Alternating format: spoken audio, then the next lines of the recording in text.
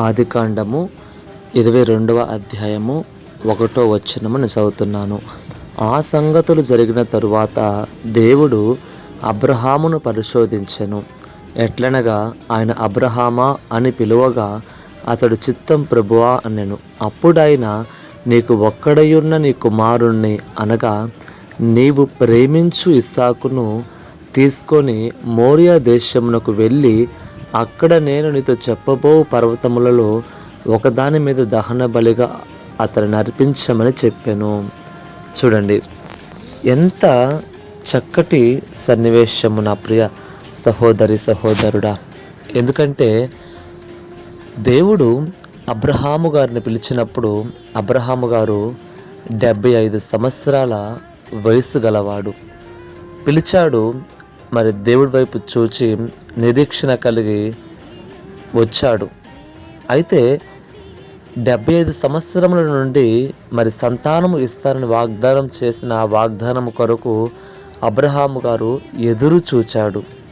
అయితే ఎదురు చూసిన తరువాత 100వ సంవత్సరములో అబ్రహాము గారికి ఒక చక్కటి కుమారుడు అంటే ఇస్సాకును దేవుడు అద్భుతముగా సహాయం చేశాడు. అయితే 25 సంవత్సరములు అబ్రహాము గారు ఎదురు చూచాడు. తరువాత ఇస్సాకు గారు ఎదిగిన తరువాత దేవుడు ప్రత్యక్షమై అబ్రహాము గారిని పరిశోధించాడంట. ఎట్లనగా నీవు ప్రేమించు ఇస్సాకు. ఎంత చక్కగా వాక్యము చెప్తుందో చూడండి నా ప్రియ సహోదరి సహోదరుడా. నీవు ప్రేమించు ఇస్సాకు తీసుకొని అతనిని మోరియా పర్వతం మీద చూపించి ఒక పర్వతం మీద మరి దహన బలిగా అంటే బలిగా అర్పిస్తావా అని అర్పించమని చెప్పాడంట.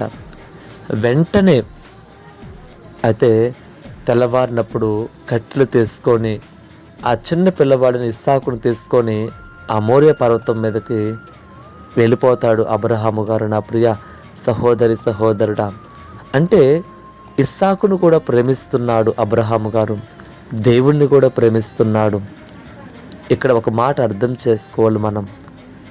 ఇస్సాకును ప్రేమిస్తున్నాడా దేవుణ్ణి ప్రేమిస్తున్నాడా అంటే చక్కగా మనకు అర్థమవుతుంది. ఏమనంటే ఇస్సాకును ప్రేమిస్తున్నాడు, కానీ ఇస్సాకు కంటే దేవుణ్ణి ఎక్కువగా ప్రేమిస్తున్నాడు. నా ప్రియ సహోదరి సహోదరుడా, ఎంత నమ్మకము దేవుని పైన పెట్టుకున్నాడు అబ్రహాము గారు అన్నది ఈ వాక్యాన్ని బట్టి మనకు అర్థమవుతుంది.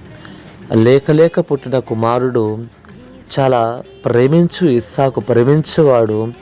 అంత ప్రేమించేవాడిని దేవుడు బలి అడిగినప్పుడు నిజముగా వెనుతీసేవాడు ఖచ్చితంగా. కానీ ఇస్సాకు కంటే అబ్రహాము గారు దేవుణ్ణి ఎక్కువగా ప్రేమిస్తున్నాడు. కాబట్టే తన కుమారుని బలి ఇవ్వడానికి కూడా వెనుతీయలేదు. కాబట్టి మనము కూడా ఎవరిని ఎక్కువగా ప్రేమిస్తున్నాం, మన జీవితంలో ఎవరికి ఎక్కువ ప్రాధాన్యత ఇస్తున్నాం అన్నది మనము చాలా గమనించాలి, పరీక్షించుకోవాలి. నా ప్రియ సహోదరి సహోదరుడా, దేనిని ఎక్కువగా ప్రేమిస్తున్నామో మన జీవితంలో దేవుని కంటే ఎక్కువగా ఏది ప్రేమిస్తున్నామో అది మనకు ప్రమాదకరము. ఎందుకంటే అబ్రహాము గారు ఆయన విశ్వాసము అంత గొప్పగా ఉంది కాబట్టే ఆయన విశ్వాసానికి తండ్రిగా, మరి విశ్వాసులకు తండ్రిగా అతను మరి ఇప్పుడు కూడా పేరు పొంది ఉన్నాడు. నా ప్రియ సహోదరి సహోదరుడా, నేటికి కూడా విశ్వాసులకి ఆయన తండ్రిగా పిలువబడుతున్నాడు. అంత గొప్ప మరి స్థితిలో ఆయన ఉన్నాడంటే ఆయన విశ్వాసం ఎంత గొప్పగా ఉందన్నది మనం చూడవలసినదే. ఆ విశ్వాసం మనకి ఉందా? దేవుణ్ణి దేవుడిగా ప్రేమించగలుగుతున్నామా? అందరికంటే ఆయనకు గొప్ప స్థానము, ప్రధానమైన స్థానం ఇవ్వగలుగుతున్నామా అన్నది పరీక్షించుకొని ముందు కొనసాగుదాం. దేవుడి మాటలు దీవించి ఆశీర్వదించును గాక. ఆమేన్.